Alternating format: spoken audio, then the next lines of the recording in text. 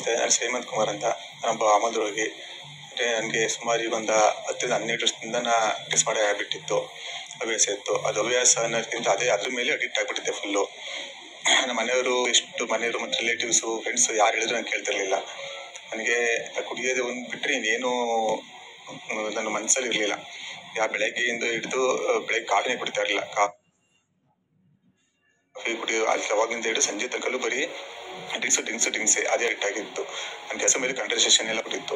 ಮನೆಯವ್ರು ಯಾರೆಲ್ಲೂ ಕೇಳ್ತಾರೆ. ಆಮೇಲೆ ಮನೆಯವರು ಈ ಥರ ಆಗ್ಬಿಟ್ರೆ ಸರಿಯಾಗಲ್ಲ ಅಂತ ಅಂದ್ಬಿಟ್ಟು ಹೊಸ ಜೀವನ ಫೌಂಡೇಶನ್ ಅಡ್ರೆಸ್ಸನ್ನು ತಿಳ್ಕೊಂಡ್ಬಿಟ್ಟು ಇಲ್ಲಿಗೆ ನನ್ನ ಅಡ್ಮಿಷನ್ ಮಾಡಿಸಿದ್ರು. ನನಗೂ ಗೊತ್ತಿರಲಿಲ್ಲ ಅಡ್ಮಿಷನ್ ಮಾಡಿಸಿದ್ದು.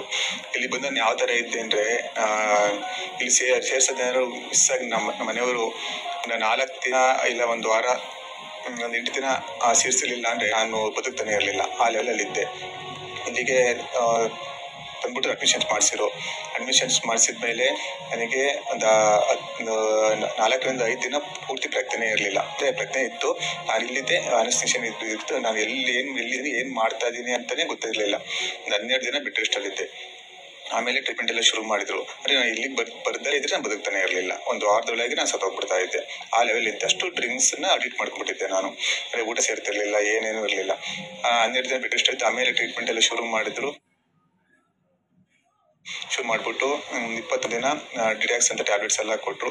ಆಮೇಲೆ ಸ್ವಲ್ಪನೇ ರಿಕವರ್ ಆಗ್ತಿ. ಈಗ 2.5 ತಿಂಗಳಾಯ್ತು ನಾನು ಇಲ್ಲಿ ಬಂದ್ಬಿಟ್ಟು. ನಾನು ಫುಲ್ ರಿಕವರಿ ಆಗಿದ್ದೀನಿ. ಇವಾಗ ಚೆನ್ನಾಗಿ ಊಟ ಮಾಡ್ತಾ ಇದ್ದೀನಿ, ಚೆನ್ನಾಗಿ ನೋಡ್ಕೊತಾ ಇದ್ದಾರೆ, ಏನು ತೊಂದರೆ ಇಲ್ಲ. ಬೆಳಗ್ಗೆ 4:30 ಎದ್ಬಿಟ್ಟು ನಮ್ಮ ಕೆಲಸ ಎಲ್ಲ ಮುಗಿಸ್ಕೊಂಡ್ಬಿಟ್ಟು 5:30ಯಿಂದ 6:00 ತನಕ ಯೋಗಾಭ್ಯಾಸ ಮಾಡಿಸ್ತಾರೆ. 6:30ಯಿಂದ 7 ಗಂಟೆ ತನಕ ಧ್ಯಾನ ಮಾಡಿಸ್ತಾರೆ. ಮತ್ತೆ ನೆಕ್ಸ್ಟ್ ನಮ್ಮ ಇದು ಸ್ನಾನ ಎಲ್ಲ ಮುಗಿಸ್ಕೊಂಡು ಮತ್ತೆ 8 ಟಿಫನ್ ಬರುತ್ತೆ. ಮತ್ತೆ ಕ್ಲಾಸಸ್ ಎಲ್ಲ ನಡೀತವೆ. ತುಂಬ ಚೆನ್ನಾಗಿ ನೋಡ್ಕೊತಾರೆ. ಊಟ ಅಷ್ಟೇ ಟೈಮಿಗೆ ಕರೆಕ್ಟಾಗಿ ಕೊಡ್ತಾರೆ. ಕಾಫಿ ಟೀ ಎಲ್ಲ ಇದು ನೋಡ್ಕೊತಾರೆ. ಮತ್ತೇನೇ ಜನರಲ್ ಮೆಡಿಸಿನ್ಸ್ ಸಂಜೆ ಬರ್ತಾರೆ. ಸಂಜೆ ಊಟ ಆದಮೇಲೆ 8:30ಕ್ಕೆ ಬಂದ್ಬಿಟ್ಟು ಮತ್ತೆ ಟ್ಯಾಬ್ಲೆಟ್ ಎಲ್ಲ ಕೊಟ್ಬಿಟ್ಟು ಜನರಲ್ ಮೆಡಿಸಿನ್ಸ್ ಏನೇನು ಪ್ರಾಬ್ಲಮ್ ಇದೆ ಅದನ್ನೆಲ್ಲ ಕ್ಲಿಯರಾಗಿ ಕೇಳ್ಕೊತಾರೆ.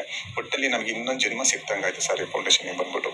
ನಾನು ಹೊಸ ಮನುಷ್ಯನಾಗಿ ಮಾಡಿದ ಈ ಹೊಸ ಜೀವನ ಫೌಂಡೇಶನ್ ಚೇರ್ಮನಿಯಾಗಿದ್ದೀನಿ ಸರ್.